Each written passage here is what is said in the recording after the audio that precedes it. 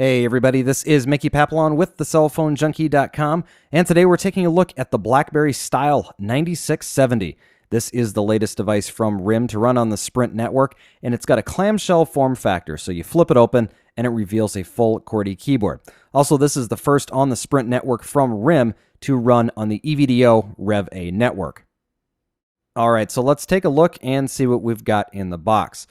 First here is the Style itself. It's a very small footprint. In fact, we're going to do some size comparisons here in a few minutes with some of the other BlackBerry devices that are out there on the market. Next is the micro USB cable. This is the standard cable that comes with all BlackBerries today. Then you have a set of stereo headphones with a microphone so you can keep in touch on the go. And the new standard from BlackBerry, which is the USB wall adapter. And this is kind of iPhone-esque. That is what RIM is doing. Then you've got your BlackBerry user tools on a little mini CD here, and then also your getting started guides. So let's go back to the device itself. We're going to pull the plastic off, talk a few first impressions. It's a small device, smaller definitely than both the Curve and the Bold as far as the width and the height of it. It's also a very shiny device. You'll see this glossy black front on it, as well as the polished metal that goes around the entire thing. It feels very, very solid. This is one of the best looking devices that RIM has ever made. This polished metal as well as the glossy black front on it just really looks very nice. I've been very impressed with it, and I think RIM did a great job. Opening it up, you're going to see the full QWERTY keyboard on the inside, and this is one of the selling features of this. If you want a device that you can just flip closed and throw in your pocket or use without a holster, but still want that full QWERTY keyboard that the BlackBerries are known for, you can see that. However, it is a little bit flat. It's not as comfortable to type on as you're going to probably be used to with a Curve or a Bold. Speaking of a Curve, you'll see side by side here, the Curve itself is actually a little bit taller and a little bit wider. That is, of course, with the flip itself closed. When you open it up, it's obviously much bigger. You'll also notice, though, that it is thicker. So when you put those side by side, the Curve itself is about the same width as the bottom of the Style. Then you close it, though, and the Style itself is thicker. Comparing it now to the Bold 9650, you can see the Style is shorter than the Bold, though it is thicker. Again, when the phone is closed, you've got that flip style design that's going to add a little bit of additional thickness to it, but it shouldn't be a problem for most users.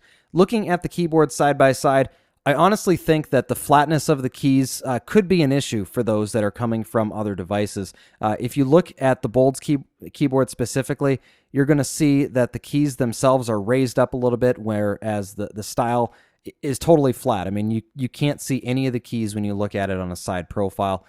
You take a look at the Bold here, and you can actually see the keys are raised up a little bit, and that little elevation on them makes it a lot more comfortable to type on. The keys on the Style are about 40%, 50% larger. The spacing itself is not nearly as good as the Bold, so I've got some concerns about that. But overall, it's going to still be better than using one of the SureType keyboards. So you can see there's nothing on the bottom of the Style. If you go to the right side, you can see you've got the volume rocker buttons there. Also the right side convenience key. Then you've got these two silver contacts on either side of the bottom of the device, and those are for charging. On the left side, you have this little flap, and that is for the micro SD card. It's a little bit difficult to get out, as you'll see here as I'm trying to get my fingernail under it here to pull it out. You've got to push it in. It's spring-loaded. It comes out maybe a millimeter, and then you got to get your fingernail in there to pull it out. So it's a little bit difficult to pull out. I did realize after I went through all this trouble that if you just take the battery cover off, it's a lot easier to pull out the card. But when you're on the go, you may want to just pull it out. So you can see is the micro SD, and it is an 8 GB card. That is what comes with it out of the box. So that's pretty nice. They've upgraded it to the 8 GB, and it does have that flap. Close that back up.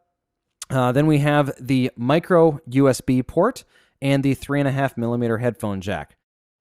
Flipping it over, we're going to slide down the back battery cover here to reveal the F-M1 1150 milliamp hour battery.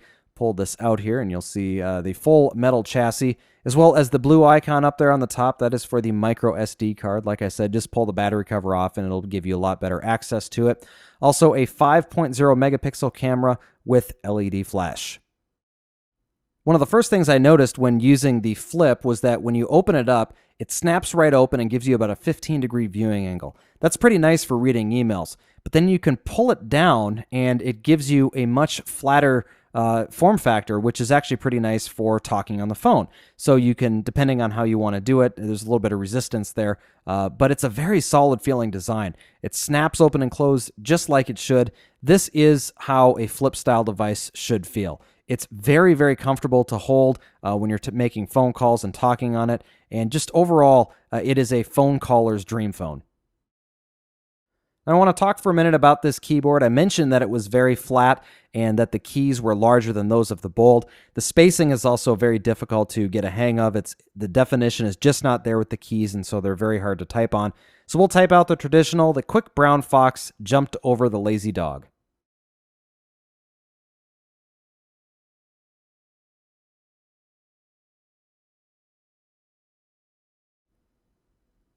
So just one error in there, not too bad. Now let's type out, this is a typing test of the Blackberry Style keyboard.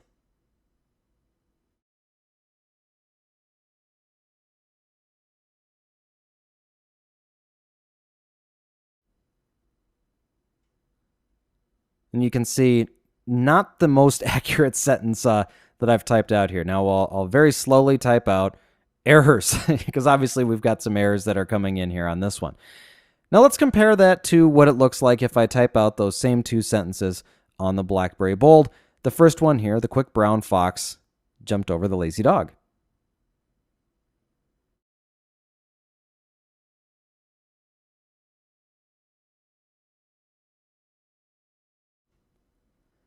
So just one error there. Now we're going to go and do this is a typing test of the BlackBerry Bold keyboard.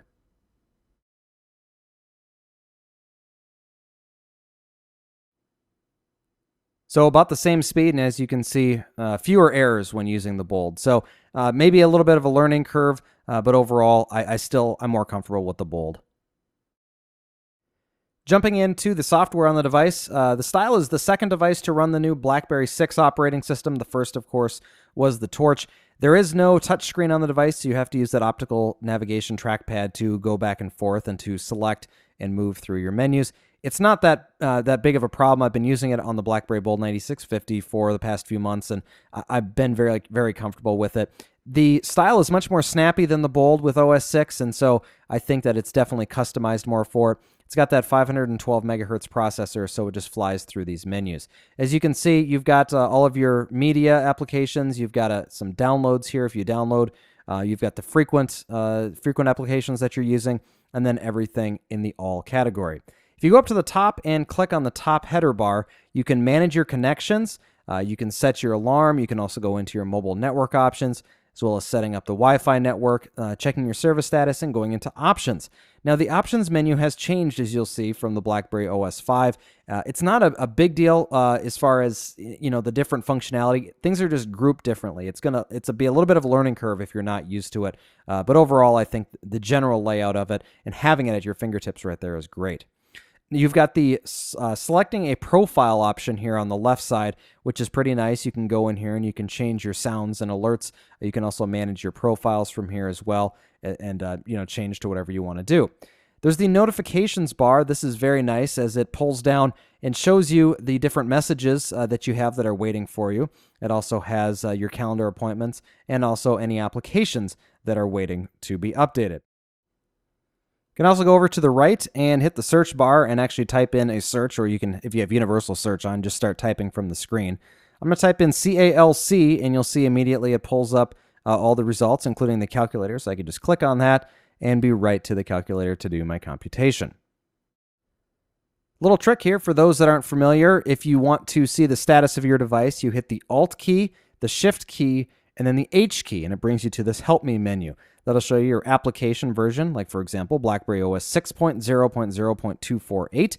It'll also show you your uptime in seconds, the signal strength level, battery level, as well as the amount of memory that you have free and the total on the device. So the Blackberry Style on Sprint, it does a lot of things well. It's got a flip design, a solid feel, and at a $100 price point, most consumers will be able to overlook the mediocre keyboard. Again, this has been Mickey Papillon with the Cell Phone Junkie, giving you this Blackberry Style 9670 overview.